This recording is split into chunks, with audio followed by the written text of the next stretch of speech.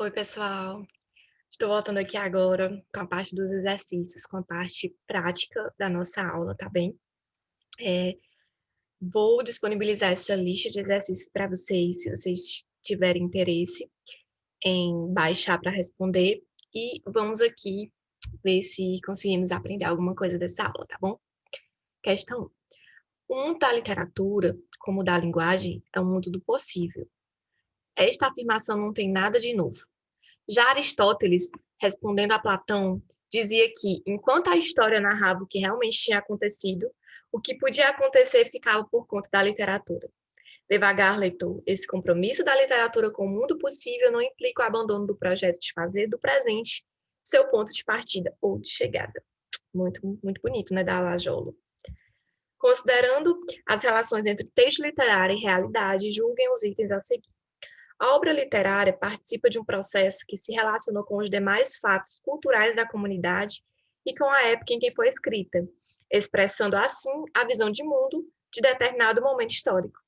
Verdadeiro, né, gente? Como eu falei no começo da aula, como eu falei durante todo esse período, que a literatura é reflexo de todo o contexto em que a sociedade está inserida. O texto literário de ficção cria uma realidade possível a partir de mecanismos estéticos particulares.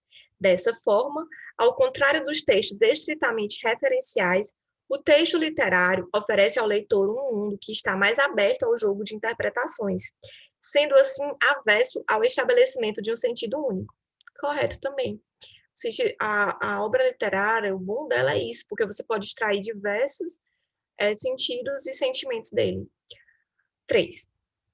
O texto literário tem caráter histórico, não no sentido de que narra fatos históricos, mas de que revela as ideias e as concepções de um grupo social em uma determinada época. Correto também. O escritor de um texto literário recria a realidade em um universo autônomo. Eu coloquei essa questão a respeito da produção literária, sobre a produção literária, justamente porque eu queria que vocês entendessem o motivo de termos explicado tanto o processo histórico, contexto econômico, momento político, porque a literatura é reflexo de tudo isso. É importante que vocês observem isso. Gente, essa questão 2 também é sobre isso, certo? Vamos ver aqui sobre essa questão do que a literatura expressa. Considerando a maneira própria de cada escritor se expressar e o estilo que... Ah, só uma coisa. Se vocês quiserem ir pausando, respondendo, podem ficar à vontade. Podem pausar, responder e depois conferir comigo o gabarito. E de toda forma, no final do material tem o gabarito também, tá? Qualquer dúvida... Ah, outra coisa assim que eu não falei no começo, mas qualquer dúvida, vocês podem deixar nos comentários que assim que possível vai ser respondida a sua dúvida, vai ser respondido o seu questionamento, tá bom? E deixe também sugestões, viu? Considerando a maneira própria de cada escritor se expressar e o estilo que predomina nas manifestações culturais de uma determinada época, é correto afirmar que o estilo de um autor caracteriza-se individualmente como decorrência do seu objetivo ao escrever um texto e de como trabalha o material linguístico que escreveu, correto? Né? O emprego das palavras, a construção frasal e a elegância no estilo individual são ditados exclusivamente pela tradição linguística? Não, gente. Cada escritor, ele escreve e tem o seu padrão conforme a sua individualidade, né? Um texto literário é resultante do cruzamento do estilo da época com o estilo individual. Sim, exatamente. Claro que tem uma influência da época, uma influência do estilo da época, mas a individualidade também conta. Então, está correta a alternativa 3. E as inovações linguísticas consagradas por escritores com base na tendência da fala popular podem se institucionalizar, gerando mudanças na língua. Sim. Então, porque a literatura ela é mutável, né? Então, estão corretas as assertivas 1, 3 e 4, estando correta a alternativa letra C. A expressão, agora vamos aqui entrar para o pré-modernismo. A expressão pré-modernismo traz implícita uma significação peculiar, uma vez que o termo pré remete a uma situação de anterioridade, dentro de um contexto abrangente e múltiplo de sentidos. Modernismo, em sentido amplo, refere-se à evolução, ao progresso e, em sentido estrito, especificamente a um gênero literário que apresenta características próprias e inerentes. Dessa maneira, pode-se dizer que, ao usar a expressão, pretende-se ensejar uma definição vaga do movimento que desponta. Havia a certeza de que o movimento não teria repercussão? Claro que não. Rotulou-se um estilo literário único, reflexo da situação estável que ora existia. Gente, que situação estável existia? Me diga que estabilidade tinha nesse período? Nenhuma, zero estabilidade. Letra D. Tematizou-se o sentimento como a única fonte de inspiração de seus integrantes. Exatamente, o sentimento de transição, o sentimento de mudança. Letra D. É a alternativa correta, mas vamos ver a letra E. Procurava-se refletir as contradições de uma realidade em que várias correntes de pensamento se distinguiam e, ao mesmo tempo, contemplava-se.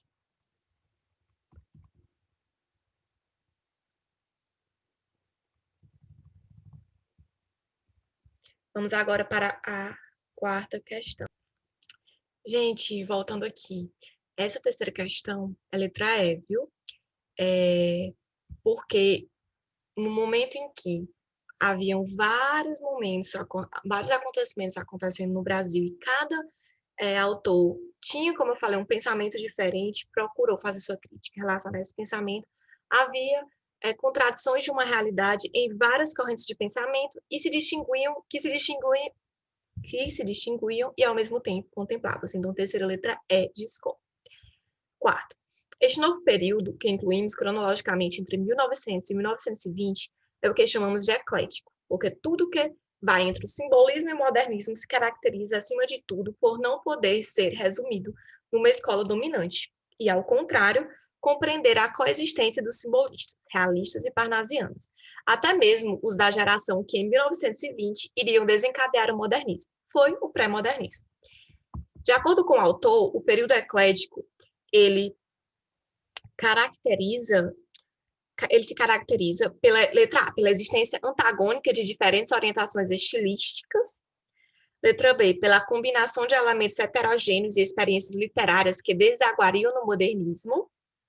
Parece-me mais interessante, né? A questão linguística, gente, frisem-se, turma, a questão linguística, ela era um pouco padronizada, eram textos jornalísticos, descritivos, objetivos, narrativos. Já a questão de pensamento é que era mais heterogênea, de expressão, a forma de se expressar, entendeu?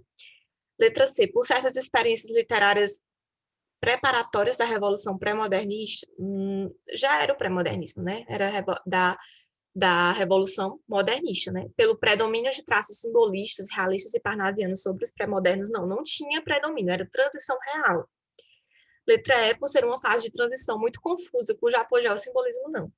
Então, a mais correta aqui seria a letra B, pela combinação de elementos heterogêneos e experiências literárias que desaguariam no modernismo. Questão 5. Assinale a alternativa, a opção que apresenta a típica postura literária do pré-modernismo. Letra A, necessidade de superar, em termos de um programa definido, as estéticas românticas e realistas. Não era um programa definido, era um programa bem definido, por sinal, né? Letra B, pretensão de dar um caráter definitivamente brasileiro à nossa literatura, que os escritores julgavam por demais europeizada. Não. Preocupação com o estudo e com a observação da realidade brasileira? Sim, sobretudo para fazer a crítica, né? Então, letra C. Necessidade de fazer crítica social, já que o realismo havia sido ineficaz nessa matéria? Não foi por o fato do realismo ter sido ineficaz, foi por o fato de progredir, foi por o fato de realmente ter essa transição. Então, eles eram preocupados com a realidade social, assim como o realismo, mas não significa que o realismo fracassou, né? Letra E, aproveitamento estético do que havia de melhor na herança literária brasileira desde suas primeiras manifestações. Não, é justamente mudança, mudou real, né, gente? Transição. Questão número 6. Assinale a opção correta a respeito da produção literária brasileira, considerado pré-modernista. Trata-se de um período de transição, em que os escritores, apesar de ainda guardarem traços das estéticas realista, naturalista ou parnasiana, expressaram um viés crítico que será explorado pelos modernistas. Melhor definição? Impossível. Então, acho que já temos nossa alternativa, mas vamos ver as demais, tá? Letra B. O nacionalismo pré-modernista identificava-se como o da primeira geração romântica, em que autores como Gonçalves Dias e José de Alencar idealizavam as origens. Gente, zero idealização, nada de idealização no pré-modernismo, tá? Letra C.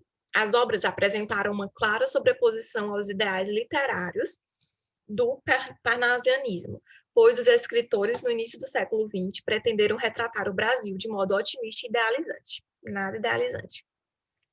Os textos apresentam um caráter polêmico e uma linguagem descuidada, com pouca consciência estética, já que seus escritores não tiveram uma formação literária adequada. Não vamos tecer comentários, né? Errado. Então, a alternativa correta da sexta é letra A. Sétima, questão do Enem. Psicologia de um vencido. Poesiazinha de Augusto dos Anjos, lembrando que ele foi o único autor, assim, de importância maior na questão da poesia pré-modernista, né? Eu, filho do carbono e do amoníaco, monstro de escuridão e rutilância, sofro, desde a epigênese da infância, a influência más dos signos do zodíaco. Profundissimamente hipocondríaco, este ambiente me causa repugnância. Sobe minha boca uma ânsia análoga à ânsia, que se escapa da boca de um cardíaco.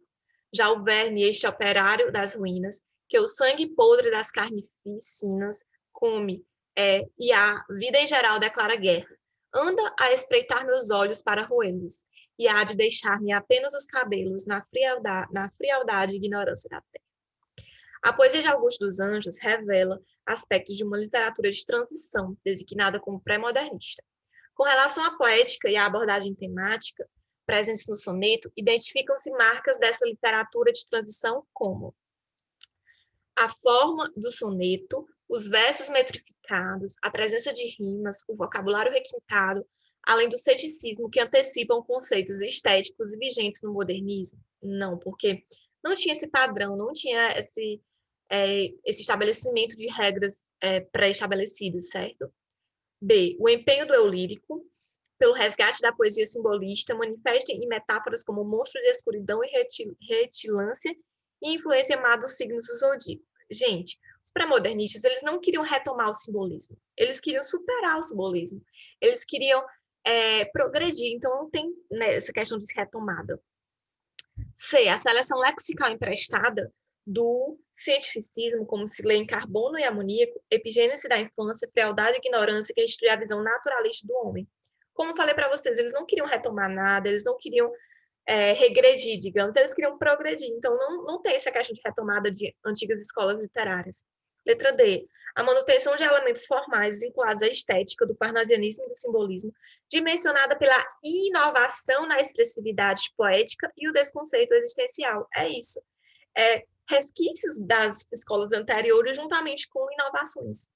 Letra E. A ênfase no processo de construção de uma poesia descritiva e, ao mesmo tempo, filosófica, que incorpora valores morais e científicos mais tarde renovados pelo modernismo. Não, esses valores vão ser ratificados pelo modernismo. Questão 8. Em um dos primeiros artigos no qual foi criada a personagem Jeca Tatu, Monteiro Lobato escreveu: esborou-se o balsâmico indianismo de Alencar ao advento dos rondons. Não morreu, todavia, evoluiu. O indianismo está de novo a deitar copo, de nome mudado, crismou-se de caboclismo. O cocar de penas de arara passou a chapéu de palha rebatido à testa. Mas o substrato psíquico não mudou. Orgulho indomável, independência, fidalguia, coragem, virilidade heróica, todo o recheio em suma, sem faltar uma azeitona, dos peris e ubirajaras.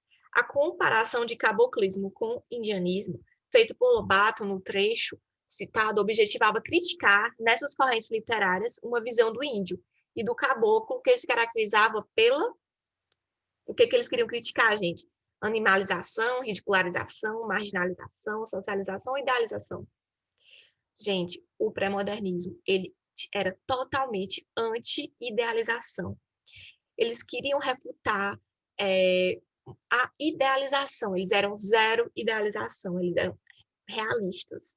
Então, letra E, idealização, que era característica do romantismo. É bom sempre dar uma revisada, né? Questão 9. Leia as afirmativas abaixo relacionadas a um pré-modernismo brasileiro. Lima Barreto, Euclides da Cunha, Monteiro Lobato e Graça Aranha são autores pré-modernistas, cujas obras revelam interesses pela realidade brasileira. Correto, vimos todos eles hoje. As obras dos escritores pré-modernistas antecipam alguns pressupostos temáticos e ou formais do modernismo. Correto também. Ele é a transição do simbolismo, realismo para modernismo. Denomina-se de pré-modernismo o período de transição entre as tendências artísticas do final do século XIX e o modernismo. Corretíssimo. Então, qual? 1, 2 e 3 estão corretos. Letra C de casa. Vamos para a questão número 10, que também é uma questão de certo ou errado. Lima Barreto foi uma das figuras mais contraditórias e controvertidas da literatura brasileira no início do século XX. Sobre sua obra está ali V para verdadeiro e F para falso. Lima Barreto participou do movimento do pré-modernismo, que tinha um ideário estético rígido, com linguagem altamente formal e cuja temática dominante era a defesa do regime republicano recém-instalado. Errado, gente. Era linguagem simples, não era rígida, era uma linguagem, não tinha esses padrões, era uma linguagem mais livre. 2. Então, primeiro errado. 2. O autor foi um dos pioneiros no uso do estilo jornalístico na literatura, com linguagem objetiva e informal, descrição com clareza e simplicidade o cotidiano das classes desfavorecidas às quais pertencia. Perfeito. Correto. Então, gente, aqui finalizamos as nossas questões. No final tem um gabarito. Vou estar postando juntamente com o link da aula, certo? E qualquer dúvida, estamos disponíveis nos comentários e qualquer sugestão também. É isso. Até a próxima aula e muito obrigada.